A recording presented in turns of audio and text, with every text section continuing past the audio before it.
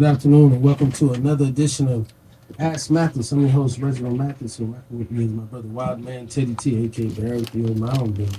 Yeah, what's going on, everybody? Chilling, man. Chilling. So, we're going to give the people what they want. They man, 45, now 47, won in a landslide. And they are getting ready for the mass deportation. They are getting ready for, all those different, all those different consequences. We're waiting for Ukraine to be, we're waiting for Ukraine to be solved. And how much time did he say? 24 hours? That's what he said. 24 hours. So we're waiting on that. We're waiting on Gaza and Israel. We're waiting on that to be straight. One thing, the market shot up record high over 1,200 points. The next day by 0.25%, the interest rate, came down. So definitely everybody gave a collective, exhale, and woke up. But traveling, over the last few days, man, being in the red state of Florida, being in the being in the being in the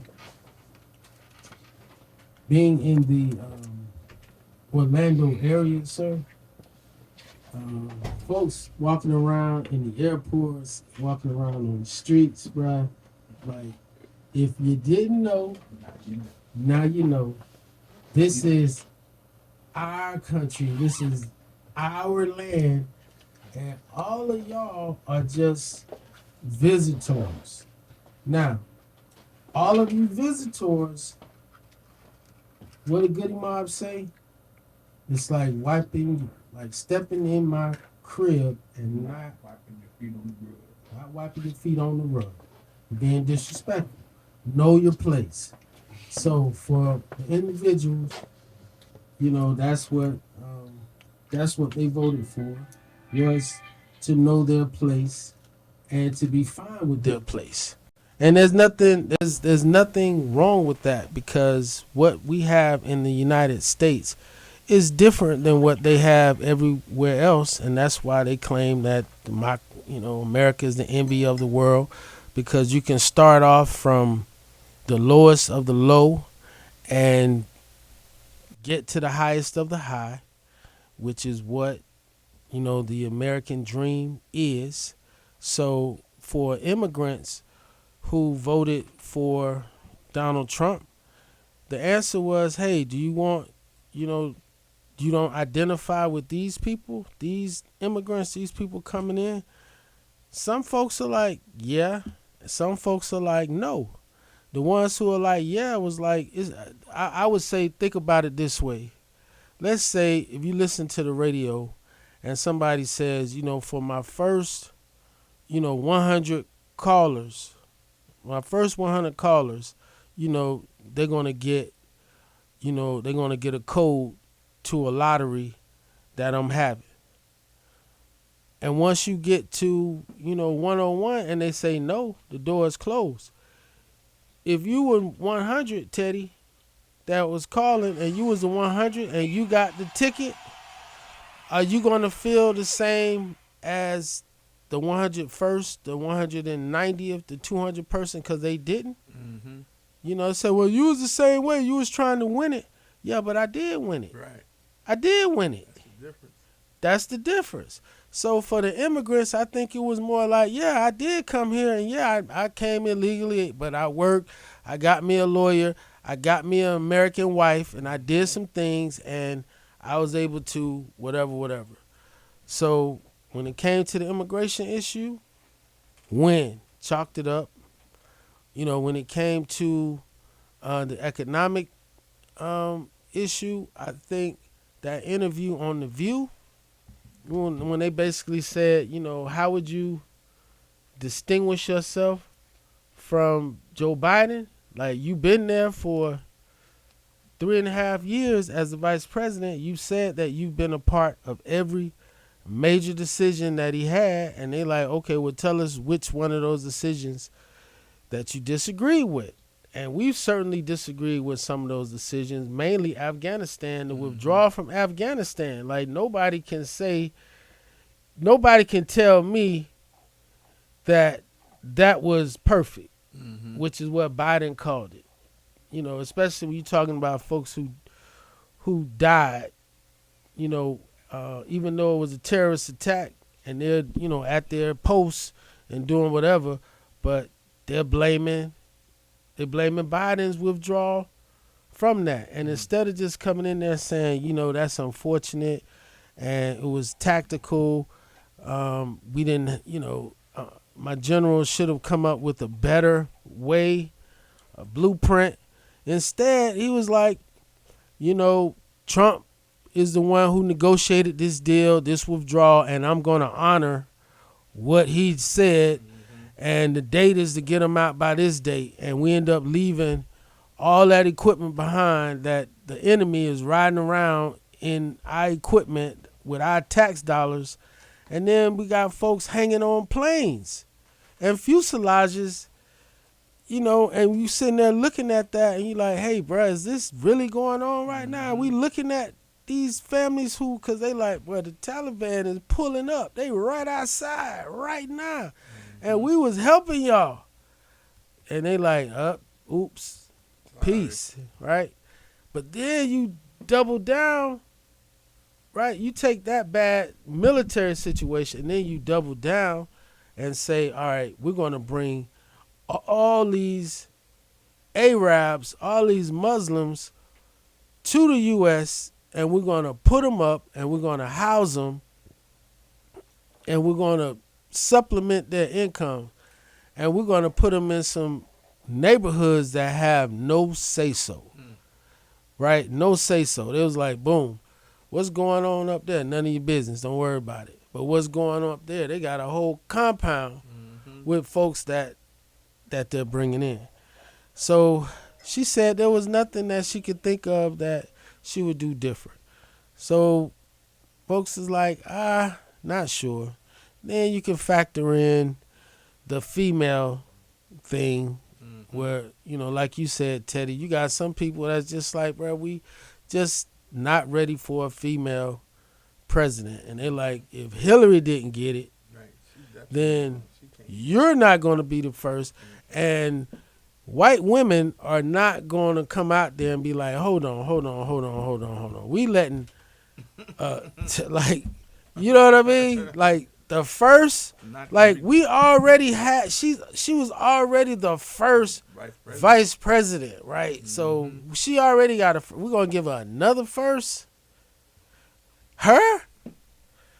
Like you said, maybe Michelle Obama, and I don't think that would have worked either. I think she's more polarizing than Kamala. But I think you had all those things, you know, going at the same time. But I think most prominent is that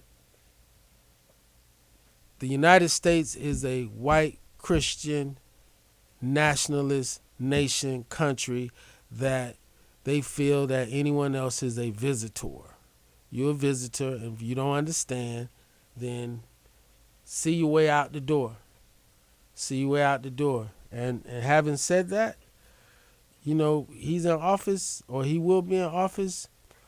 I'm going to be a fan. And when I say fan, just the Herculean effort to go from a conviction in New York, 32 counts, awaiting sentencing. Judge could have taken him into custody back then, but didn't. Judge could have sentenced him after the trial, but didn't. Judge could have sanctioned him for, you know, violating the gag order, but did not put him in jail. They closed his businesses, took his license away to do business in New York, the place where he made his name, sued him and won hundreds of millions of dollars for doing all these different things and whatnot. And brother never missed a beat. He never missed a beat. So you got to give him something, whether he got clones or whatever, bro. You got to give him credit for, having all those things going on at the same time. But at what the United States government bringing its whole legal system on top of your head, and then you got two different states. You got a New York state, and then you got a southern state in Georgia bringing state charges against you, and you fighting, bro. You can't do nothing but marvel at, the fortitude. So I'm going to sit back. I'm a prayerful guy, and I'm going to hope for this nation. I'm certainly not going to pray for this nation to fail. I'm not going to do anything to, whatever. And on the flip side, when I think about it, what if the result had been different? Had the result been different, folks, we be dodging bullets right now. We wouldn't be here right now. Folks would be, they already emboldened. Okay, all right, y'all won. Now watch us. We in defeat. We fall back, and we're going to go and do our jobs. Now, let's see how much y'all fall back. And I don't know if Steph has this story that I sent, but if not, you can Google Jacksonville, the University of Florida, Georgia game in Jacksonville with the cops. And when folks talk about absolute immunity for the police, I don't think they had these images and visions in mind, because as DJ Funkmaster Ali likes to say, ain't no fun when the rabbit get the gun. The one guy was like 70 years old getting So does that mean black folks in uniform get to use the same laws that white folks in uniform get, and get this absolute immunity? So what happens when the officers start using his handcuffs like brass knuckles, and just giving you haymakers? And when they bring it to the attention, like, hey, that's assault, hey, lawsuit, hey, all that stuff, they have a press conference, and the commissioner of police, chief of police in Jacksonville, come in and says, I see nothing wrong here. I don't know what Step playing right now. You got, like we just said, whatever thing is huge. So it doesn't show the police. Yeah, we're trying to see the police. Yeah, the Jacksonville police. Like, first the guy tases him. Right there. They showing the brother. The brother tases him, and after he tases him, he commences to that. Yeah, the beat down. Yeah. Bum, bum, bum, bum, bum. And look, he's old too, bro. He's like in his 60s. Bum, bum, bum, bum, bum, bum, bum, bum. He's like, ain't no fun. He's like, yeah. Hey, that's what the tape. Well, he eating them. He bum with the handcuffs. With the handcuffs. Ain't no fun when the rabbit get the gun. So all I'm saying is, our folks gonna still be advocating for complete immunity for law enforcement when you see that. Just a question. But so tip of the cap to my MAGA people out there. Let's see what's up, man. I'm with it. I ain't a hater. I am not a hater. And the fact that I'm gonna have, more cash in my pocket, I am not gonna, I will not be mad at that. I will not be mad at that. So what say you, Teddy? What say you, Step? I see you back there chipping and chumpy. Well, he been just you like a Sunday slave. You know what I'm saying? that just had a whole jar of molasses left outside his quarters. I think my thing is a lot of the I keep hearing, the Democrat talking points that Kamala ran this perfect campaign. That the only reason why she lost is because misogyny and racism and all this stuff.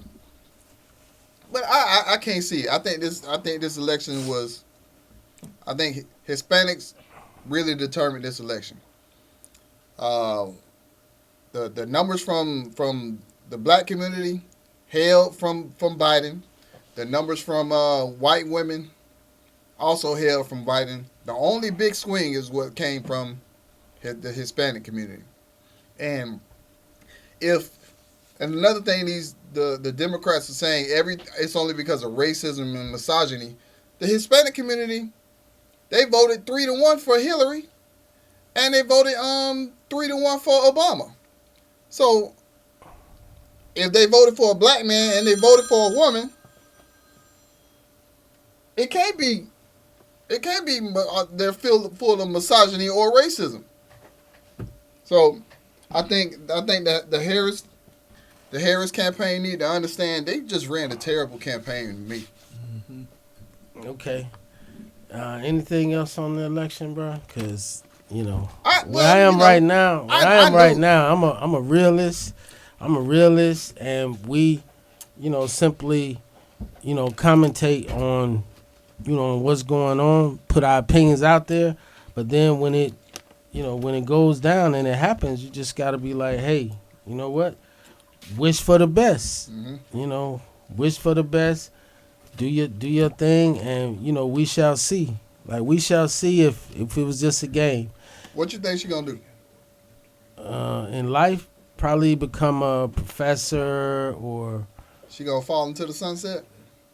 I mean, the thing about Kamala, in my opinion, is that she was not, she was nobody's first choice, right? She was nobody's first choice in this, but it got to the point where because black women were the backbone of the Democratic coalition and foundation, for what got Biden elected back in 2020, they were beholden to black women.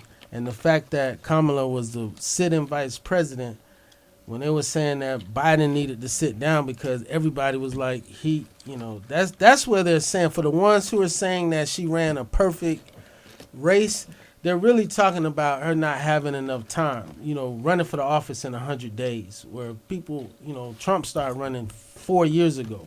Like, he ran for 4 years, and she ran for 100 days. And in that particular time, they're saying that 2 and 3 Democrats was wishing somebody else would run other than Biden, going back, 2 years. But as people doing, like, how are you going to take a sitting president and tell him to go sit down? That is unprecedented. But in this age of let me give you an example. In this age of social media, you can't hold stuff down. Do you know Franklin Delano Roosevelt, the only president elected 4 times? To 4 terms in office, they had to amend the Constitution after him because it was like, this man just gonna keep getting elected. He got elected 4 times. Do you know that this man was in a wheelchair? He couldn't walk. Wow. But they posted him. They held him up. It was a lot of things that they were able to do, and how he would come up. The man was in a wheelchair. President Kennedy, the one they see is like Ronald Reagan, viral and strong and all this guy. He was hurt in World War II, and when he was hurt in World War II, his back, he could barely walk. But they had him like he was this strength. You can't hide now. Biden couldn't hide, bro. He couldn't hide. When you sitting there like watching Biden, and he like, okay, stumbling over the stairs. Right. So by the time that first debate happened in June, and remember, Biden is the one that called Trump out. he was the one that was, we gonna do this, and that. He like left for 10 days to prepare. Like he came out there, was like, yo, I'm ready. I'm ready to lay this clown down. I beat him once, I beat him again. Bruh, he comes after that 10 days, and we saw what we saw, bro. Bruh, Trump was sitting there looking at the man like, yo, like somebody come help this dude. Like, he was like, what are you talking about, Joe? Joe, go lay down. Joe, go, like, it just, you know what I mean? So the people was like, Biden should have been cleared it. Yeah. Or the people around him, including Kamala. And that's another thing. Folks is like, hold on. How long has he been like this? Y'all out here telling us that, oh, man, you should see him. He's really on his game, and he's all this stuff. So he come out there in June, bro. He looking like Grandpa. You know what I mean? Grandpa who you keep in the back. And, you know, came out there, man. He got drool falling all down his mouth. You like, well, what we doing? I think the shortened campaign worked to her favor. Because you look at when she was announced, the bump she got, she was leading in the polls by 10 to 15 points. No, never. What? Never. No. Biden was losing by double digits.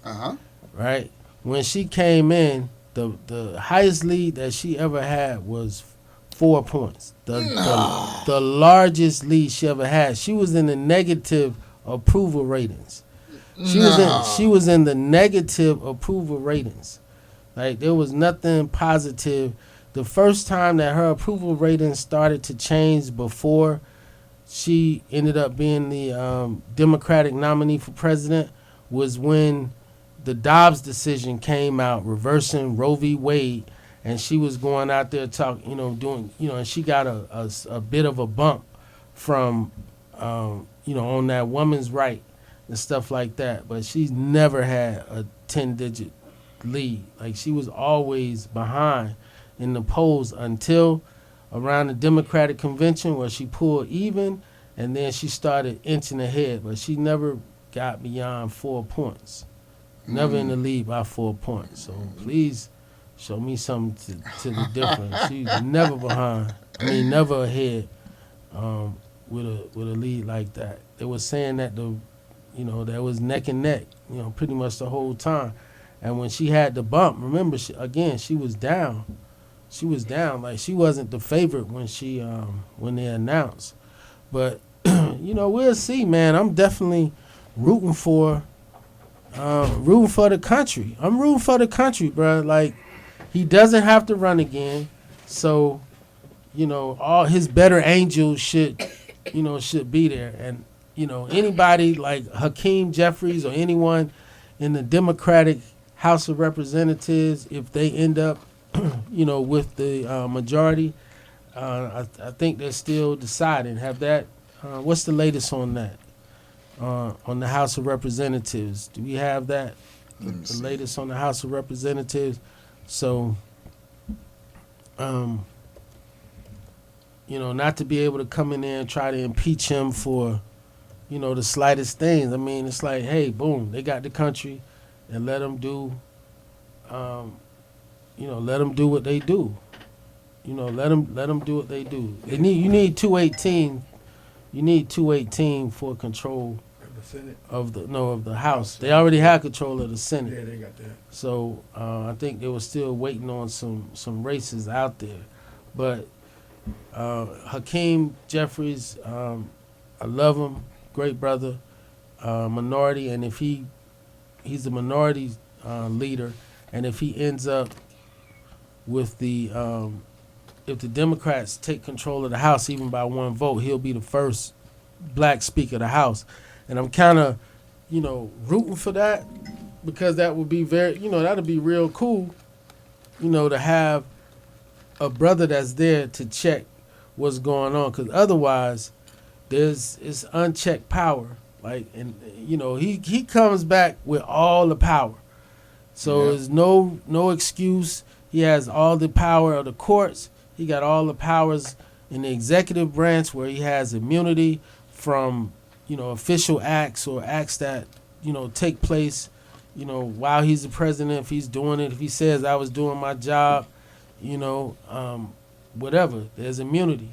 And in Congress, you got control of the Senate. So whoever he decides to put forth to fill cabinet positions, to fill judicial positions and whatnot, it's going to go through the Senate. So the Democrats are basically just going to be backbench moralists. Just to sit there and be like, they wrong for that. They wrong for that. They shouldn't be doing that. They wrong for that. They wrong for that.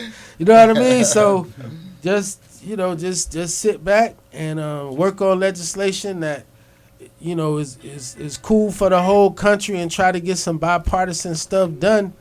And what this election also showed was that folks was like, we don't care nothing about a balance and no bipartisanship. We want to give whoever's in power, we want to give them full control of the government, because I think what the last 20 years have shown is that when you have divided government, you don't get anything done. You don't get anything done with divided government, because the party that's out of power, all they trying to do is make it where whoever's in power has no successes, so that when it's time to run against them, they're going to be like, you didn't get nothing done, you didn't get anything passed and whatnot. And so to come in there with anything bipartisan, there's no incentive to do it. There's no incentive to do it, because if you're sitting there in order to pass bipartisan legislation, you got to be cool with the person. Like you got to be meeting, you got to be sitting, you got to be going through and hammering out stuff and saying, you know what, this would be great, for the country. And, I'm not getting everything I want. You're not getting everything you want. But, I think all our people are going to be happy, and we're going to move this country forward. We don't have any of that. The last attempt at that was the immigration bill. And you see what ended up happening with the immigration bill. Trump was like, look, man, we not giving Buddy no kind of wins. So I don't care about all that. No. It's a horrible bill. We'll do 1,000 times better, and you better not vote for that. Rightfully so. And so they pulled back, and they gambled on this, and they won. They gambled on this, and they won. And that is, you know what? We're going to come out there and get all the reins and all the levels of power, and it's on us. So, bam. That's what we got to look forward to. I'm just hoping, man, they come up with some, with some great plans. If not, we'll see what happens in 2026, the midterms. Yeah, I definitely think this election was it was pretty much a scolding of the whole Democrat Party, pretty much. Saying they went too far. Yeah. Saying they went too far with the LBGQ, with the trans man, like immigration. As a father of girls, man, like there's no way you could convince me that. Let's just look at Saucy Santana. Look at Saucy Santana. Saucy Santana, right? A dude with a beard, but do his nails and whatever. And if he say he identify as a female, a woman, or whatever, like this dude could be a linebacker. He could be a linebacker. First round. And he out. You know what I'm saying? So he's like, hey, I'm really a woman, and to come in there, but you still got all the what you was born with, strength wise. Hey, bro, man. That's not fair, in my opinion. In my opinion, that's not fair. So that's a fact. You shouldn't even have to preface it with saying in your opinion. Yeah, and then just like, hey, this person is doing life in prison or whatever, and this person is like, yo, I think they should be able to get, and the citizens, taxpayers should pay for them to have transitions surgery while they're sitting in like on death row or doing life or whatever. Like, why? Who? Under what theory should the taxpayers have to pay for that? If you're independent, if he's independently wealthy or got some bread, you know, there should maybe be a way that you could petition to be like, hey, this how I'm feeling and I want to change. But then the government could be against that too, because they could say, you know what, if I'm doing life with these hard knuckleheads out here, you know, at Rikers or Alcatraz or some hardcore, why can't I be like, man, I want to be a woman and go over there to the female prison. They're doing it already. And do my time over at the female prison, and folks over there end up getting pregnant. You know, I kind of think if it wasn't for the Roe v. Wade women's rights issue, I think this would be one of the lopsidedest. It already was. It already was, but if it wasn't for, I don't even know why Republicans even picked that issue. Because if they just leave that issue alone, they'll probably win every election. Because I think that was the main factor that determines women to even think about choosing the Democrat side. Well, a lot of women, because they was charged up over the Roe v. Wade. Even the men. Yeah, but they weren't charged. They weren't charged up enough. Black women voted 90% for for the ticket, but not the white women. And it boiled down to education. In terms of like educated college degrees versus non-college degrees, as far as which way folks went out there and voted. And just looking in the state of Florida, man, like Amendment 3 for the marijuana got 57%, but when you're talking about a constitutional amendment, it requires 60%. It was that close.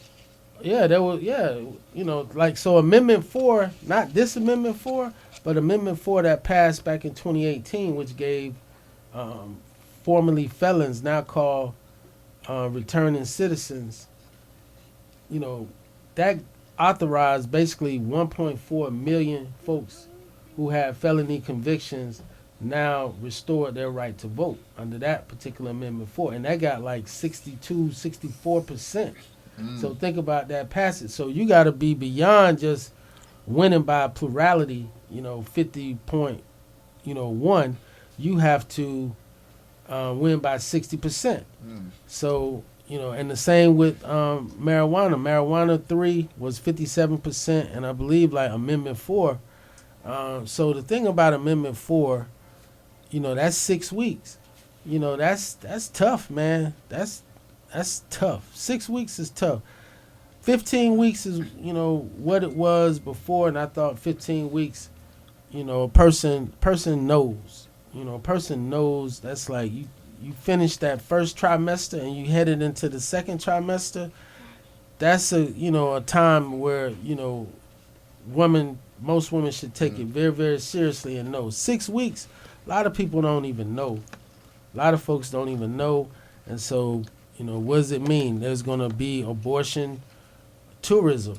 There's going to be folks that's, and there was a time, like Texas law, like when it first came out before, their courts had to come in and do a reversal, bruh. Like, they was, like, you couldn't even travel. Like, they was basically saying, like, if they had access to your medical records and the doctor, said that you whatever, and then you turn around and you not anymore, you trying to check, your travel, like where you been, where you gone, and, to see, if you have committed a crime. So it's like, it's going to be an interesting thing. And then when you talk Teddy style, Teddy tells you that, Amendment 4, as hard as black folks was going after, is not a black or brown thing, because the black and brown birth rates where they are versus the white rates and where they are, Amendment 4 is really to encourage white people to have more children because, you know, they don't want to be extinct. They are cool with the Hispanics, and I've been saying that for, I want to say over 20 years, that going back to George W. Bush, and I was like, yo, affirmative action is not going to survive because at the time they were saying that, you know, this is like the early, like 2000. It was saying like at the time that Hispanics were going to end up having the most numbers by 2040. And it's like, okay, how are white people going to stay in control? And my opinion was that they would stay in control by choosing and selecting another group to give them status, status of whites, to take that on. And we've seen that happen before. We've seen that with the indigenous people. But it's like, you know, who can we get his status to? And when you look around, it's like, yo, the work was already done. The work has already been done. Like, we didn't get the most Africans in what's now called the United States. Most Africans went where, Teddy? Brazil. Exactly. South America, Brazil, and then the rest was in the Caribbean to be broken and distributed and whatnot. So when you look at how these Hispanic and Latin countries do it, they have racism, but it's hidden. They have colorism, but it's hidden, you know, in terms of what it is. Yeah, so they be in their families. Their grandmothers be black. Correct. So it gotta be hidden. Right. So but what they've done is that they take on, you know, they take it on. They distinguish themselves from the black people. It's like, oh, we not y'all. They talk extra Spanish when they around and let you know, like, I got brown skin or darker skin, but I ain't y'all. But the Spanish black people, that's because they speak Spanish, they could be considered white. That's my point, Teddy. That's what I'm trying to say. So you already have them just the way that they did it, because they didn't do it the same way that the colorism is between dark and light skinned African Americans. They didn't do it that way. The way that they did it was not like, you don't come out. It's like, yo, you could be the darkest Hispanic, but if you in there and they have faith and confidence that you're gonna do the way they do, and they know you're gonna rock like Levon Hernandez from the Marlins when they was down here pitching, like, you know, the Cuban community, the Little Havana folks, they had no problem with, we love you, Miami. We had no problem, because it's like everything they do, they're doing it with these folks. Like a man from Boston who's for the Red Sox, Big Poppy. Big Poppy is gonna come out there, and you know, what's Big Poppy gonna do? Big Poppy gonna get, you know, white people around him, Spanish folks around him, and not come in there on some pro-black, this what we doing. And so folks is like, all right, cool. They're the ones who got money in Latin and South America, whatever. When they come over here, they bring that money. You know, they spend their money even more flashy, like when they have it. It's like money is money outside of here. So they are able to come in here and just fit into that particular status. But then they got the buy-in. They got the buy-in from the Latin community, which is, if you come and do what you're supposed to do, look what you have in Miami. And what have they demonstrated in Miami? Why is Florida now a red state? For the first time, Trump won Dade County. Dade County. And so why is that? Because they have demonstrated to the average white person that if they support a Hispanic or a Latino, it is just like supporting one of them. That they not going to come in there and be like, nah, I'm in here, I'm about to free all my folks. No, they have bought into, they bought into the paradigm. They totally bought into the system, and so that's what you need. Like you, black people. They always say black people have we listening to this pro-America thing coming this way, but then they say at the same time we say we're not proud of the country. We're not this and that because we complain and we criticize. And they're like, love it or leave it. Love it or leave it. And it's like, well, you should be allowed to criticize. And then when we have critics like an Elijah Muhammad, a Malcolm X, and now Minister Louis Farrakhan, they're like, no, if you see that somebody's even willing to listen to them or subject to listening to them, they can't be trusted. They can never be trusted because they have divided loyalty. And think about the Underground Railroad. When they sit there, how we look at that as heroic. We look at Harriet Tubman and we look at all that. Well, you got folks over there like them doing an after action report, and they like, yo, how did all these Negroes, get from around here?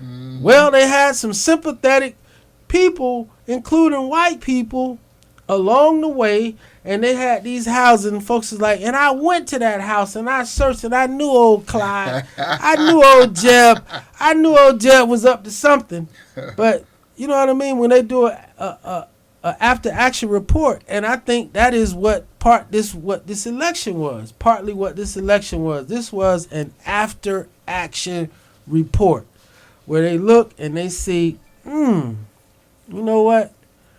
So looking all the way back, how did Harriet do it? She had people who was, coming in and doing that. And there's no way that just the Negroes could have freed themselves. They had to have some white sympathizers. So we got to make sure that we go in there and we, get them in place.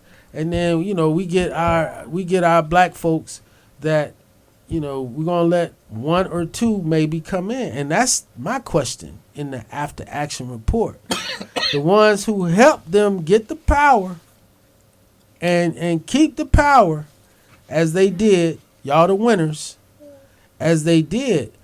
Are they going to be rewarded? Is Baron Darnold? Is he going to be rewarded? Is he going to be rewarded, sir? I think so. And if he does get rewarded, and he doesn't come out and clown himself, and he comes out and just speaks what he considers truthfully, because coming in there talking about segregation and trying to clean up what your boy DeSantis is talking about, blacks benefiting by slavery. Like, no, bro, that's not it. Like, I think Byron Donald, he's like, it's inevitable for him to get a cabinet position, get something, because he's valuable. He is. He came out and he went to the Breakfast Club. He went to unfriendly spots. He came to CNN. Meet the Press, NBC, and he went to all those, and he kept it, and he spoke highly for the guy, and he didn't fall for the, get me into this or whatever. So I agree with you.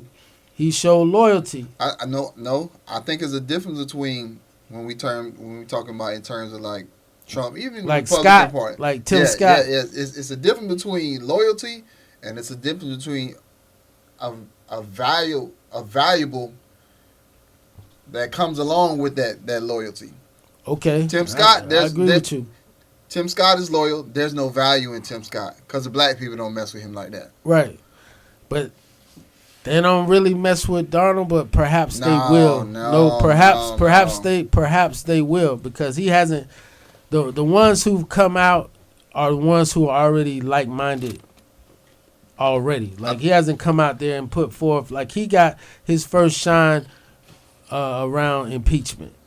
Like, that's when he got his first shine, and when they were he was in line for Speaker of the House. Like, he was in, somebody put his name up as one of the things, and he was trying to distinguish himself, because a lot of them, and it's hard to get distinguish. That's why I say the reason why I'm a Republican, not by the beliefs. I'm really an independent, but certainly don't identify with the Democrats in terms of their policies, but as an independent. But I always said, if in choosing one because of the primary system in Florida, that the lines are shorter and the money is longer. That's my slogan. So that Darnold is showing that in real time, because most people in Congress, they have to run every 2 years. The Senate, they only run every 6 years. But in the House, they have to run every 2 years. So they're constantly fundraising. But you have folks, man, like Frederica Wilson, I think she might be 80. She been and you have Maxine Waters out in California, she's in her 80s. Like, you got folks that's been elected on the Democratic side, where they got a machine and they just gonna keep winning. They're gonna always win, like regardless of any legislation that they get passed, anything. It ain't even about that. They got their machine, and the little money that they can get in Congress, they know who and how to divide that bread up to keep the people still saying that they did something. Well, if Baron Donald had just come to Congress, he's so far behind in the pecking order. If he was a Democrat, he never get recognized. He have to do something outlandish to get recognized, like be considered like AOC, the squad or whatever they call themselves. Like, you got to come out there with some whatever. But on the Republican side, okay, you got a black Republican who's out there and he's talking, and he's not coming across like mushmouth like Tim Scott. Like, he's saying some stuff that makes sense, and he's out there talking, and he has a black experience in the sense that, when he can go on a Breakfast Club and have a conversation and not totally be like, oh, you like Tim Scott? Oh, what are you talking about? I was a virgin till I was 40 years old. And now, I was rewarded with this great bunny over here, And Darnold was like, yeah, I got a chick right here, but she been with me for a minute. You know what I mean? It's the same thing. It's just packaged, somewhat different. And, that's what it is, man. Just recognizing that I think they can use Hispanics, and they look at Miami-Dade County as the laboratory. And now that playbook is being expanded. Like, if you look in Texas, they have a stronger Latin conservative movement.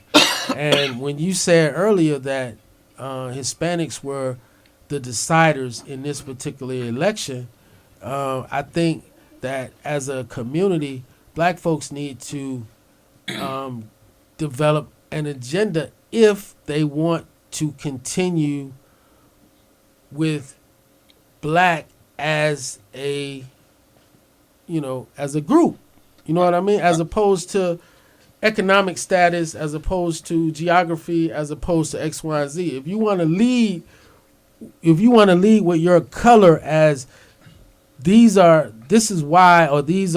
the things that most concern me because of my color. And folks who are upset with the Democratic platform is like, okay, you talking about weed and abortion as the agenda for black people. Weed and abortion as if, the economy, as if immigration, as if, the war, where you only talk about how many disproportionate number of blacks are in the military, the issues that we aren't talking about. We just going to come in and say, okay, if it's a black agenda, it's weed and abortion. I think we saw a microcosm of how people can react when you don't automatically just give them your vote. When the numbers in the polls are showing black men were boisterous about not supporting Kamala, it was the first time we ever been addressed politically. Both sides starting to address it.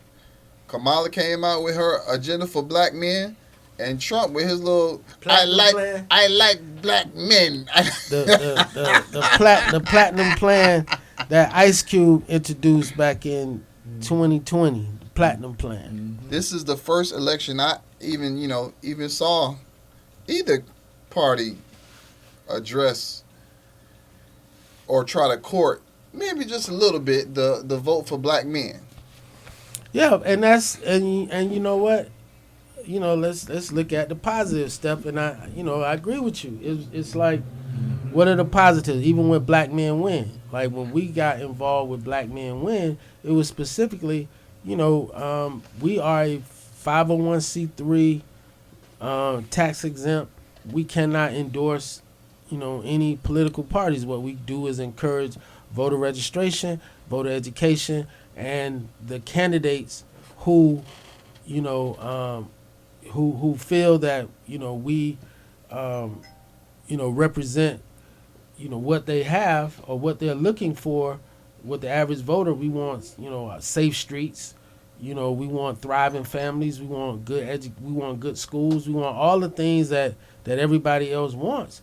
And guess what? When you talk about the sheriff's race, guess who was the one that showed up at the event that we had last Friday?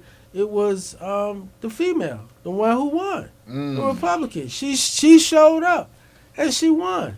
And when she came there, she didn't come there like, and there wasn't a lot of people there. It was a Friday night, and by the time I got there probably like 7:30, 8 o'clock, and people had left. But when I got there, it's still maybe like 10 or 15 people there, which is not a lot. And when you're talking about a campaign, bro, you're not trying to go somewhere with 15, 20 people. You trying to come in there and reach the masses. You trying to come in there. Bruh, she didn't come in there and look at it like, hey, man, where everybody at? And clear it?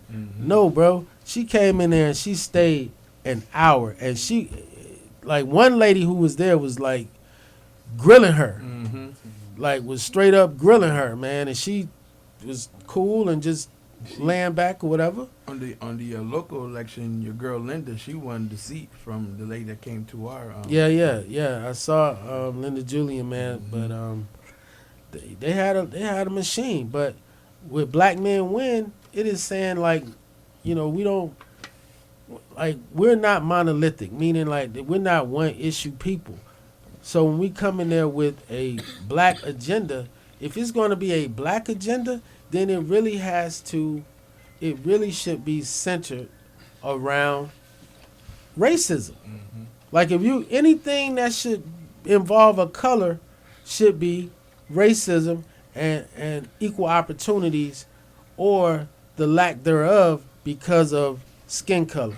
And that should be that. Like if you like black, we're here because of these things right here, and that is the racial agenda. But other than that, there should be like, okay, what is your economic status?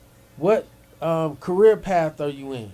Like, just the different things that everybody else got to think about, right? Or should think about. You mean the weed wasn't the weed wasn't a good agenda? You know why it wasn't? Why? The weed wasn't a good one.